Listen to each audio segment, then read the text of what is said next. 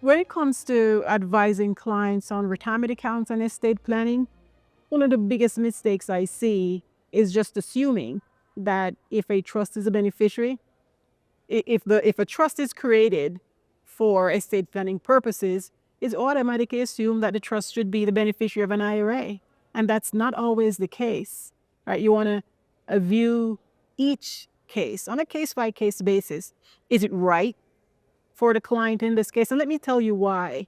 I've seen too many instances where a trust is named as a beneficiary of an IRA only for the beneficiaries of the trust to spend thousands of dollars paying the IRS, paying professionals to get it from under the trust and have the assets transferred to beneficiary IRAs in their name and social security number. So you want to make sure also, remember when you're doing an estate plan, for the majority of Americans, their IRAs and employer plans are the only asset they have or the biggest asset they have. And you want to think about how it's going to affect them from an income tax perspective, how it's going to affect their beneficiaries, right? And make a decision based on that. And include the CPA, because it really comes down to taxes when it comes to retirement accounts. That's why we save in those accounts. And any decision that is made, the answer should be, is it more tax efficient for the client and their beneficiary? It's so important that you involve the beneficiary in any distribution planning, in any estate plan that you're going to create for the IRA owner.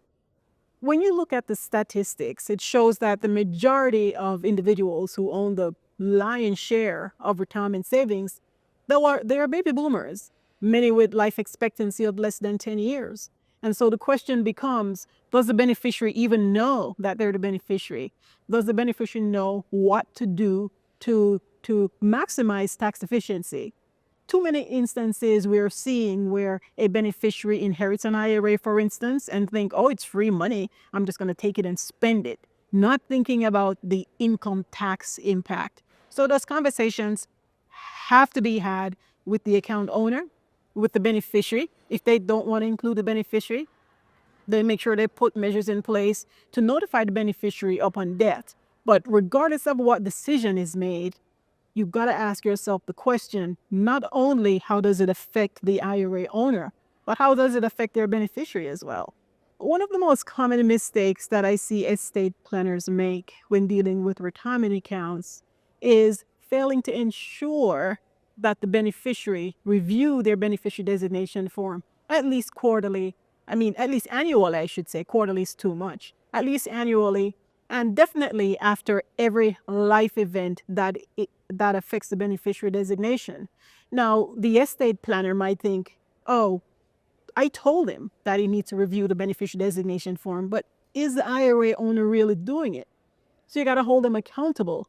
Check and make sure that it is done, because I'm seeing too many instances where an account owner dies and the wrong party inherits the account because the beneficiary designation form was not updated. And sometimes the estate planning professional have given them all the information that they should get, but are they going to act on it? That's the question, right?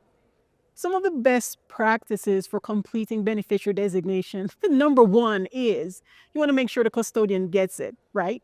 Most custodians, in terms of their IRA agreement and 401k plan document, as an example, will say your beneficiary designation form is effective only if we get it before you die. So you can't do like deathbed beneficiary designation. They don't count, right? Also, make sure that you use a form that is acceptable by the custodian or plan trustee. You might meet with an estate planning attorney and they create some high-level sophisticated document. Great. But is the custodian going to take it and chuck it and say, we don't accept that? So if you want to use a document other than what the custodian provides in the normal business procedures, make sure that they will accept it and have them confirm the acceptability and acknowledge that they receive it in writing. Also, I could go on, but something as simple as filling out your beneficiary designation form, you didn't sign it, sounds simple, right? Naming two individuals as your beneficiary and putting one gets 40%, one gets 30%. What happens to the rest? You got to make sure it adds up to 100, or the custodian's going to kick it to the curb and you don't have a beneficiary designation. It's the simple things that creates problem for complex planning. Some of the major considerations for naming a trust as a beneficiary is you want to work with the trust attorney. You want to make sure that the trust is designed properly to meet your objective. And don't assume that just because you have a trust, that the trust should be the beneficiary of the IRA, right? Let me give you an example. What if you want your son to eventually inherit the account, but you know that your son is a spendthrift? So they're just going to take the money and spend it because to them it's free money. If that's a concern and that's an issue for you, then name a trust as a beneficiary.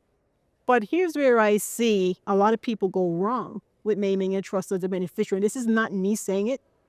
It's based on the thousands of private letter rulings where people have written to the IRS saying, hey, this trust is a beneficiary. I'm the beneficiary of the trust. There's no real need for the trust. There are no restrictions that you have to abide by under the trust. Why was a trust named the beneficiary in the first place? So you want to carefully consider, yeah, sometimes it makes sense for a trust to be named as the beneficiary of an IRA, for instance, and sometimes it doesn't. Don't just assume that because you have a trust, you're going to toss everything in there, right?